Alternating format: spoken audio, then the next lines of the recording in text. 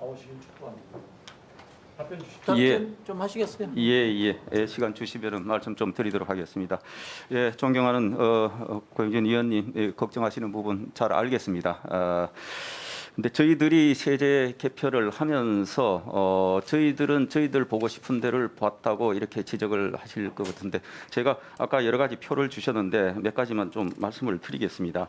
아까 소득세와 관련된 겁니다. 소득세는 현재 세제가 기본적으로 우리 저소득층한테는 기본적으로 소득이 적으시기 때문에 세금을 지금 받지 않거나 세금 감면표를 많이 주고 실제 내는 세금을 굉장히 적게 하고 있습니다. 그게 우리 현재 소득세제입니다. 즉 저소득층은 굉장히 세금을 현재도 적게 내고 있으신 거죠. 그리고 37%는 근로소득세를 지금 내지를 않고 있는 그런 이 분들입니다. 즉 450만 명 되는 분들은 소득세를 내시지 않는 거죠. 그거는 소득이 적기도 하고 또 세제 감면도 있기 때문에 그렇습니다.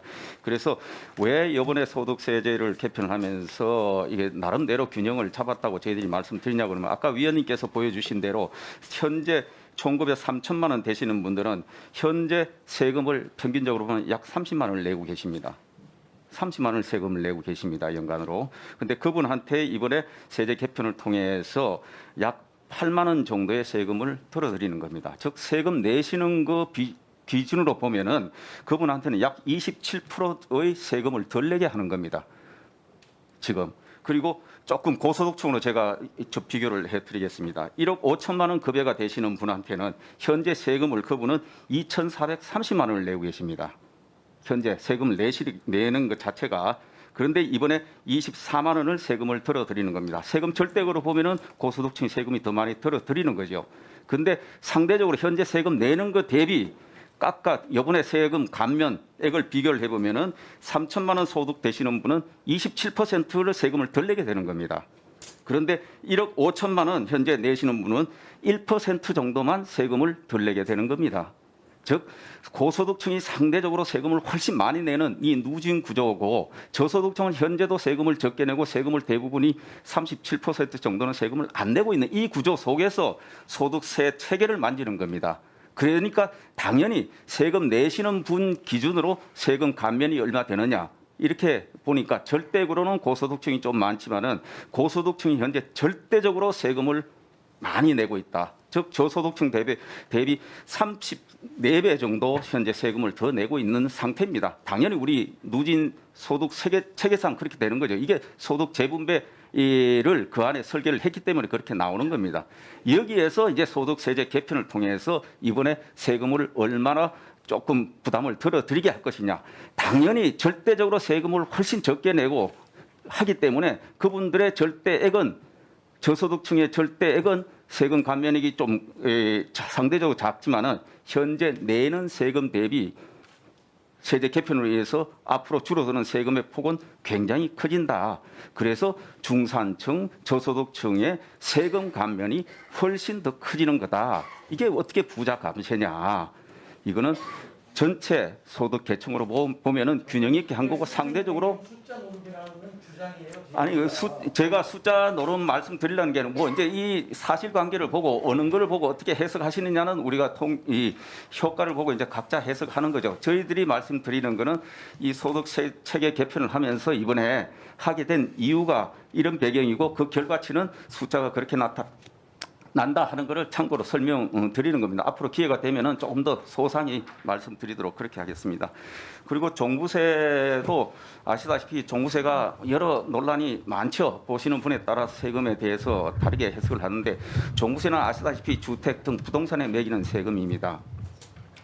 이 종부세는 우리나라만 있는 그런 세금입니다. 그리고 이거는 일반적으로 재산세에 부과해서 세금을 매긴다는 건 뭐 잘 아실 겁니다. 종부세는 인별로 사람별로 재산세는 그 물건별로 있으면은 그 물건에 대해서 세금을 매기지만은 종부세는 인별로 우선 합산을 해야 되겠다. 전국에 있으면은 그걸 한 사람한테 전부 자기가 가지고 있으면 합산을 하고 여기에 또 누진세율 구조를 가져가는 겁니다. 이거는 노무현 정부 때 처음 도입한 종부세가 인별 합산에 누진과세를 하는 체계입니다. 이것이 2019년 동안 15년 동안 그 체계가 그대로 유지가 되어 있는 겁니다. 소위 말해서 인별 합산하면서 누진 과세를 해서 이 부동산 가액이 많은 분한테 훨씬 많은 세금을 물리는 구조로 이렇게 쭉 운영을 해온 겁니다. 그런데 2019년에 부동산 투기 억제 목적으로 여기에 새로이 다주택자라는 개념이 새로 들어온 겁니다. 소위 말해서 한 번 더 이중적인 지금 징벌적 과세를 하는 체계가 2019년에 비로소 종부세에 도입된 거다. 이것은 이중적으로 다주택자가 이 주택 가액이 높은 데 대한 누진적으로 세금을 더 내는 구조는 동의를 하는데 왜 다주택자라고 해서 거기에 또 다른 징벌적 과세 체계가 주택 수가 많다는 대로 가야 되느냐. 그래서 이 체계는 안 되겠다. 주택 수가 많으면은 상대적으로 가액이 클 수 있으니 가액 기준으로 합산을 해야 되겠다. 즉 한 채 20억 또는 한 채 30억 되는 분하고 두 채 10억 되는 분하고 왜 두 채, 세 채 예를 들어 15억 되는 분이 왜 징벌적으로 과세를 더 받아야 되느냐. 한 채 50억 되는 사람이 훨씬 더 세금을 많이 내야 되는 거 아니냐. 저희들은 그런 기준으로 해서 이번에 주택 수 기준 부담은 가액을 전부 합산해서 거기에 누진 구조로 가져가자. 이렇게 개편을 한 겁니다. 종부세 문제점에 관해서는 지난 대선 과정에서도 여야 할 것 없이 많은 분들께서 문제 제기를 하셨습니다.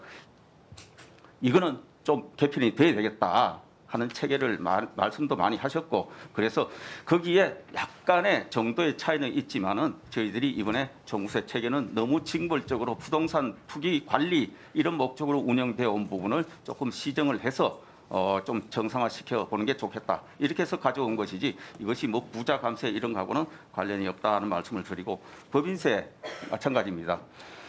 법인세는 우선 시각 자체가 법인은 일종의 최종적으로 세금 부담 주체가 될 수가 없는 겁니다. 거기에 구성되어 있는 주주, 이해관계자, 근로자 계속 설명해도 되겠습니까? 네, 답변에 제가 충분히 시간을 드린 것은 이게 지금 우리 첫 상임위 회의고 또 이번에 또 종부세라든지 관련 세제 개편과 관련해서 중요한 내용이기 때문에 정부 측 설명을 충분히 들어볼 필요가 있다는 취지에서 제가 시간을 충분히 드렸습니다. 필요한 부분이 있으면 충분히 이해도를 높이기 위한 그런 조치는 하겠습니다. 제가. 네, 예, 김상훈 의원님. 그러면 다음 기회에 질의하시는 말씀드리겠습니다. 겁니다. 예.